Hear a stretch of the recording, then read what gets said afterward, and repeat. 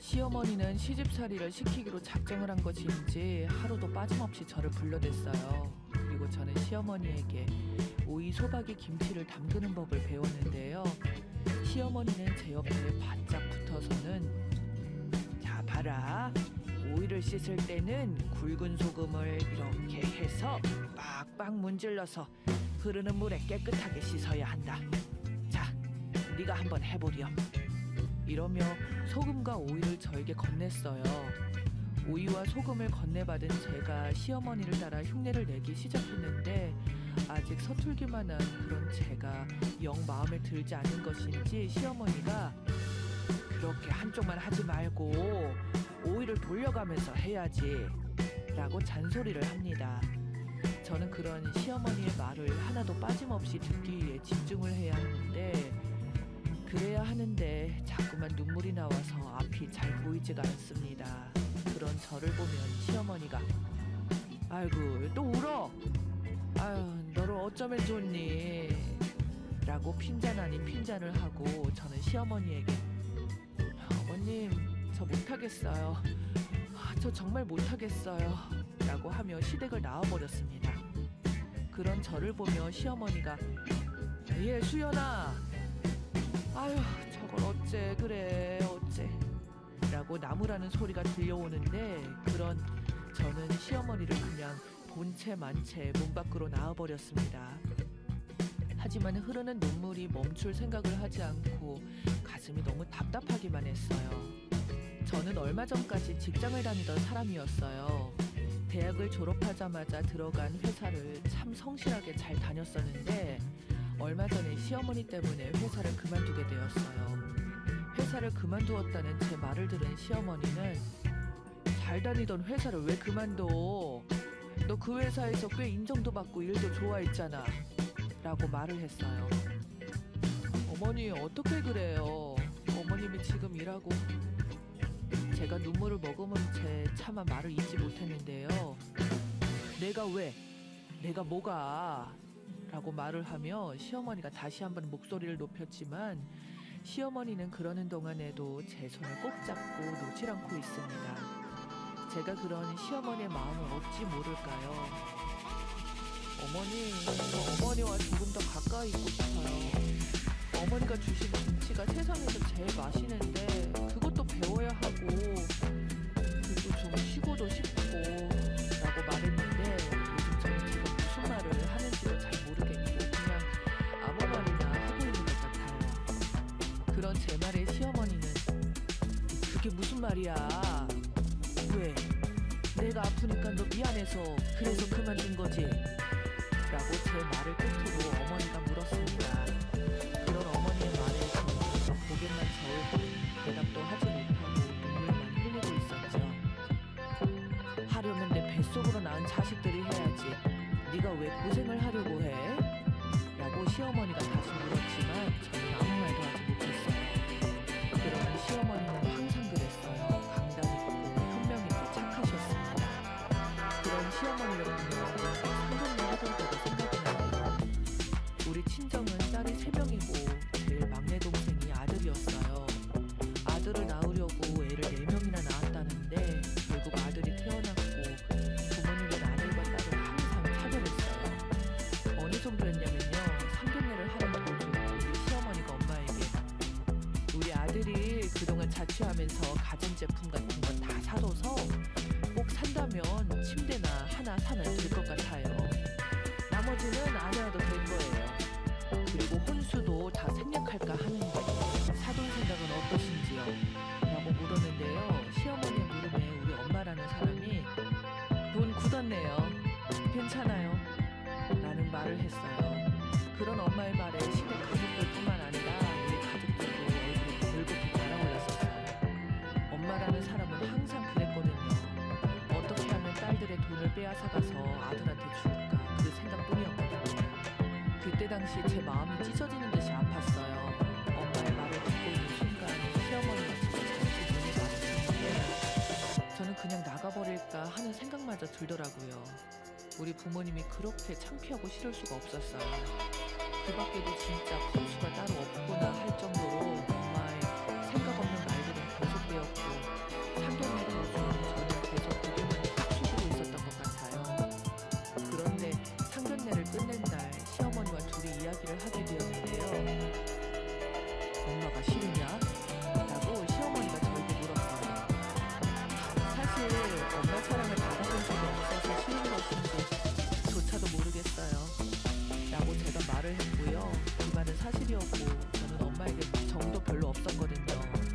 그런 저에게 시어머니는 사람마다 표현 방식이 다른 것뿐이다. 너무 그렇게 깊게 생각하지 말거라 라고 말씀하셨어요. 상견례 이후로 어머니가 저를 안 좋게 생각할 줄 알았는데 시어머니는 그저 그 부분에 대해 어떠한 말도 하지 않았어요. 시어머니는 그런 분이셨어요.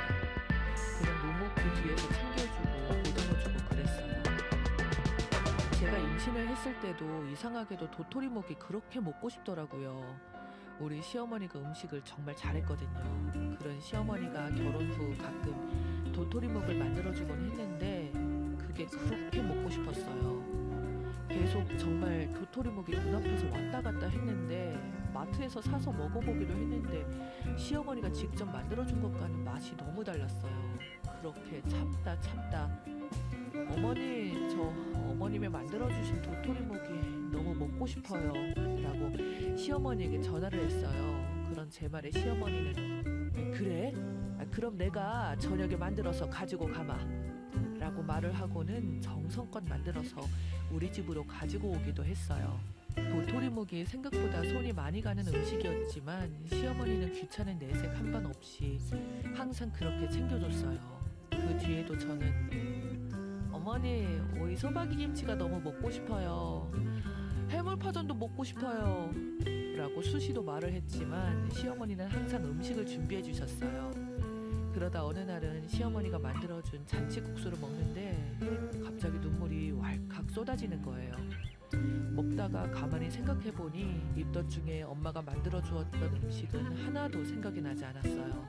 그런 부분이 갑자기 참 씁쓸하기도 하고 슬프기도 하더라고요. 다른 사람들은 임신을 하거나 하면 친정엄마가 만들어주던 음식이 그렇게 생각난다고 하던데 전 오로지 시어머니가 만들어준 음식들만 생각이 났으니까요. 아마도 시어머니의 사랑과 정성이 가득 들어간 음식들이라 그러지 않았나 싶네요. 그렇게 아이를 낳고 산후조리원에서 나온 뒤로도 시어머니가 몸조리를 해줬어요. 시어머니가 몸조리 해준다는 것이 결코 쉬운 일은 아니었지만 시어머니는 너희 시누이도 내가 몸조리 해줬어. 한번 해봤으니 이번에는 더 잘할 수 있을 거다 라고 말했어요. 그리고 시어머니는 정성을 다해 몸조리를 해줬어요. 친정엄마는 아이를 낳고 딱 한 번 찾아왔었는데 친정엄마가 온다고 하니 시어머니가 얼른 자리를 비켜주시더라고요. 그런데 친정엄마가 와서는 점심을 해준다며 주방에서 매운탕을 한다더니 매운 동태탕을 끓여서 왔더라고요. 그것도 엄청 매운 동태탕을 말이죠. 그런 엄마를 보면 제가 나 모유수유 해야 돼서 이거 못 먹는데 라고 말을 했지만 엄마는 유난 떨기는 이거 사. 우리 때는 이런 것도 없어서 못 먹었어 라고 하며 그 많은 동태탕을 혼자 다 먹다시피 하고는 봉투에 돈 10만 원을 넣고는 선심 쓰듯이 놓고 가버렸어요. 저는 그 와중에도 돈 10만 원씩이나 넣은 것을 보며 웬일이지? 라는 생각이 들 정도였어요. 잠시 엄마가 가고 나서 시어머니가 다시 오셨는데 싱크대가 설거지가 한가득인 것을 보고는 바로 설거지를 시작했고 설거지가 끝난 다음에는 아무 말 없이 미역국을 끓여주셨어요. 참 달라도 어쩌면 그리도 다를 수가 있을까요? 저는 그렇게 친정엄마에게 점점 정이 떨어져 나가는 것 같아요. 그래서 친정에는 발걸음도 잘 하지 않게 되었어요. 가봐야 돈 달라는 이야기뿐이어서 남편 보기에도 민망할 정도였으니까요. 반면에 시댁에는 정말 자주 갔었는데요. 시어머니는 항상 맛있는 음식을 잔뜩 만들어주곤 했어요. 특히 우리 시어머니 김치는 정말 맛있었는데요. 이제 갓 담근 김치를 쭉 찢어서 갓 한 밥 위에 올려놓으면 그렇게 맛있을 수가 없었어요. 글을 쓰다 보니 그 김치가 또 생각나서 눈물이 나려고 하네요. 김치 하나만으로 밥 한 공기가 부족할 정도였어요. 그런 저를 보며 시어머니도 그렇게 좋아할 수가 없었는데요. 다른 집 며느리들은 시어머니가 김치 해주면 몰래 버린다고 하던데 우리 집 며느리는 참 심통방통해 라며 한바구음을 짓기도 했어요. 아마도 저는 시어머니 음식을 먹으면서 엄마에게서 한 번도 받지 못한 사랑을 받고 있다고 생각했던 것 같네요. 그렇게 제가 시어머니의 음식을 좋아하자 시어머니는 반찬 등을 자주 만들어서 우리 집에 가져다 줬고 저는 정말이지 반찬 걱정 없이 살았던 것 같아요. 그런 그런데 이제는 그런 시어머니의 김치와 반찬을 먹을 수가 없게 되었어요. 우리 시어머니가 아주 많이 아프십니다. 몇 달 안 남았다고 하는데 저는 그저 믿을 수가 없고 눈물만 나옵니다. 세상에 참 불공평한 게 말이죠. 이제야 사람 사는 것 같았는데 이게 무슨 일이란 말입니까? 그리고 시어머니는 그때쯤 저에게 김치 담그는 법과 김치 만드는 비법을 알려주겠다고 하셨는데 저는 계속 눈물이 나서 못하겠다고 투덜거리고 있었고요. 음식을 배우다가 그렇게 나가버렸는데 마음이 좋지가 않았어요. 저는 그냥 이기적인 사람인가 봅니다. 지금 많이 힘이 되신 시어머니 생각보다는 시어머니 없이 앞으로 세상을 어찌 살아야 하나 그 생각밖에 없는 정말 나쁜 며느리입니다. 아침에 눈에 뜨면 그냥 겁부터 나요. 만약 내일 아침부터 당장 시어머니가 없다고 하면 난 어떡하지? 난 앞으로 누구한테 의지하고 살지 그런 생각만 해도 들어요. 남편이 있지만 시어머니는 그녀가 남편의 그녀는 다른 것이니까 그런 제가 걱정이 되는지 시어머니한테 근심이 가득했습니다.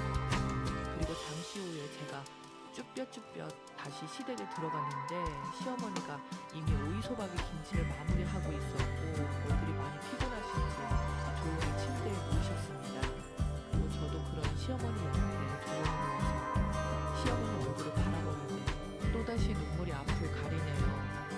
그렇게 깜빡 잠이 들어버렸고 잠시 후에 언뜻 잠에서 깼는데 시어머니가 저를 바라보면서 제 얼굴을 쓰다듬어 주셨어요.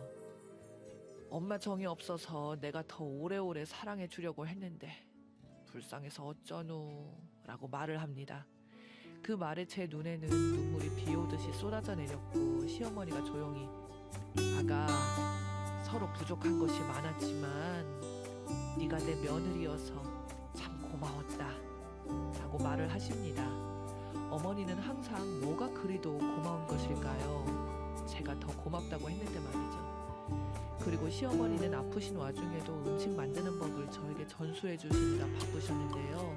저는 그런 시어머니의 말을 빼놓지 않고 하나하나 다 받아 적었어요. 시어머니가 그러니까 아니지 아니야. 액젓은 조금만 이라고 말하는 것도 그대로 받아 적었습니다. 그런 저의 모습을 보면서 시어머니가 그건 안 적어도 된다 라며 활짝 웃었어요. 그런데 시어머니는 아직 모르고 있습니다. 제가 시어머니의 목소리를 녹음하고 있었다는 것을 말이죠. 가끔씩 어머니가 그리운 날 꺼내서 들어볼까 합니다. 그런데 그나마 그런 시간들조차도 행복한 시간들이었네요. 지금은 시어머니의 병원 중환자실에만 있는 시간이 늘었으니까요. 얼마 전까지만 해도 저를 알아보셨는데 이제는 저를 못 알아보시네요. 그런 시어머니를 보면 눈물이 앞을 가리지만 꾹 참아보려고 합니다. 친정엄마가 와서는 네 친부모도 아니고 뭘 그렇게 유난을 떨고 그러냐 라고 하는데 그 와중에도 저에게 돈을 좀 빌려달라고 하더라고요. 남동생이 결혼할 것 같은데 집을 얻어줘야 하는데 돈이 부족하다고 말이죠. 너희 시어머니 돌아가시면 재산 다 너희들 거 아니야. 그러니까 네가 좀 어떻게 좀 해봐. 모름지기 아들이 잘 되어야 집안이 잘 되는 거다 라고 말을 하면서 말이죠. 그런 엄마에게 앞으로 나 찾지도 말고 우리 그냥 얼굴 보지 말고 살자 라고 해버렸네요. 그런 저에게 엄마가 갖은 욕설이란 욕설은 다 했는데요. 지금 상황에 그게 할 말인가요? 정말 소름 끼치도록 싫었어요. 그렇게 지금은 친정엄마에게 연락 오는 것도 다 차단했고 남편에게도 받지 말라고 했어요. 그리고 저는 오늘도 시어머님과 함께 병원에 있습니다. 사람을 잘 알아보지는 못하지만 제가 말을 하면 얼굴을 움찔움찔 하시는 모습이 제가 온 것을 아시는 것 같아요. 그리고 저는 그런 시어머니 귀에 대고 오늘도 조용히 속삭입니다. 어머님, 저 오늘 오이소박이 했는데 액젓을 좀만 넣었어요. 아주 좀만 이라고 말하는데 목이 메어옵니다. 그리고는 그런데 아무리 해도 어머님이 해줄 맛이 안 나요. 어머님, 저 어떻게 해요? 어머님, 눈 좀 뜨시면 안 돼요? 라고 어머님의 얼굴을